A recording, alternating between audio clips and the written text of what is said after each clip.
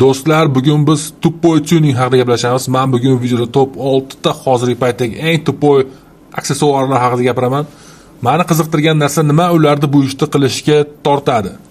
Videoda o'zim fikrimni aytaman. Siz fikrlaringiz bo'lsa komment yozasiz. Like bosib obuna bo'lishni unutmang. Let's go. Kettu. Birinchisi Lidar Abbanka. To'g'risi biz unaqa narsa sotmaymiz. Abbanka Lidar. Mana shu matoq 250 ming turar ekan. Buni kattarog'i ham bor ekan. 500 ming so'm turar ekan.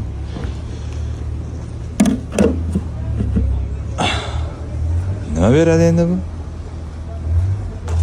Benzin rasxod kamayadimi? Yo tezroq yuradimi? Tortishiga ta'siri bormi mashinani?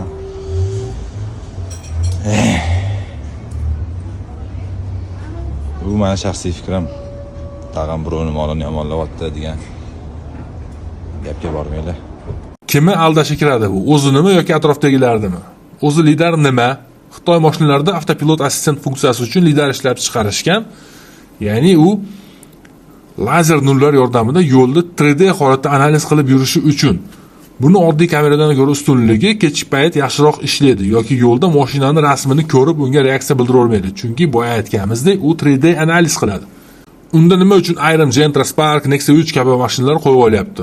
Hech qanaqa funksiya bajarmasa, uni ustiga shu plastikni o'zini ataylab pulga sotib olib, yopishtirib olish. Buni qanday tushuntirsa bo'ladi? Ilm-fan buni tushuntirib bera oladimi?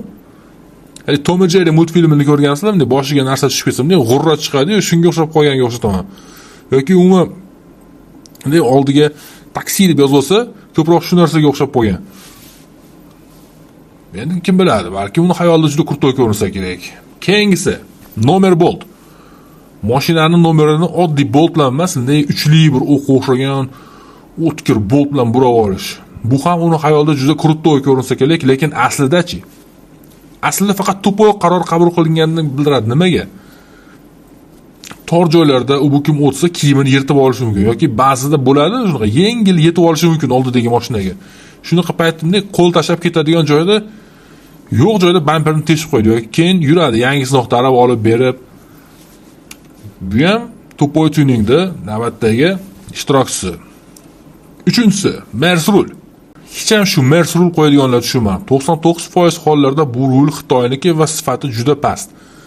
Ozgina ishlatgandan keyin xuniga chiqib ketadi. Ya'ni eng asosiysi airbagdan voz kechib xavfsizlikka bee'tibor bo'lgan holda bu fuflo narsani qo'yib olishadi. Ma'no nima? Ruldagi knopkalar bo'lsa, unda boshqa yechimlar bor. Atak tupoy tuningga navbatdagi ishtirokchi bo'lib turibdi xolos.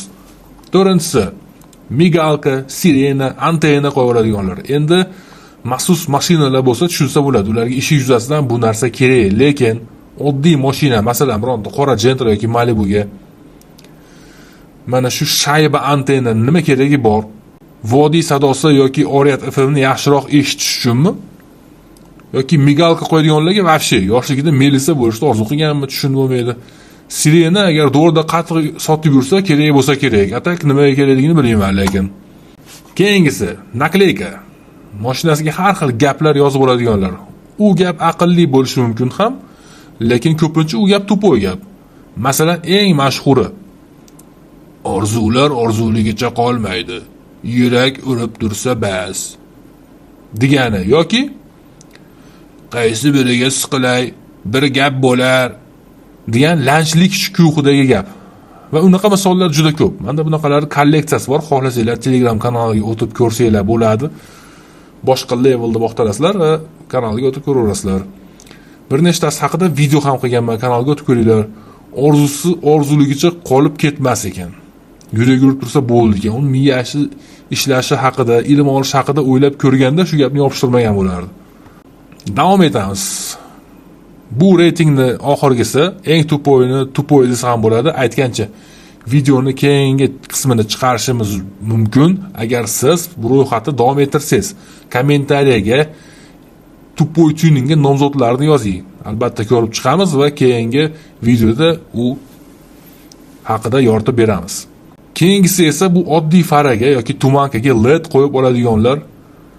Zavoddan chiqqan bo'lsa, u hisob olinadi. Endi qarama-qarshi yo'nalish va boshqalar xalaqit qilmasligi haqida, lekin zavoddan galogen uchun chiqqan faraga led qo'yib hammani ko'zini qamashtirib yurish bu nafaqat tupoy, balki juda ham xavfli. Tumanga kelsak, o'zi tuman payti yoqish kerak uni. Lekin tuman emas paytda ham uni yoqib olib, yana u yetmagandek uni led yoki ksenon qo'yib olib yurish bu juda ham miyasi kichkina odamning ishi bo'lsa kerak. Yoki orqa stopga orqa tuman farani ulaydigan miyasi kichkinalar ham uchrab turadi. Ayniqsa Nexia 2 va Nexia 3 larda. Demak do'stlar, keyingi qismini o'tkazib yubormaslik uchun kanalga obuna bo'linglar, like va komment bosinglar va tupoy tuning qilgan tanishingizga yuborib qo'ying.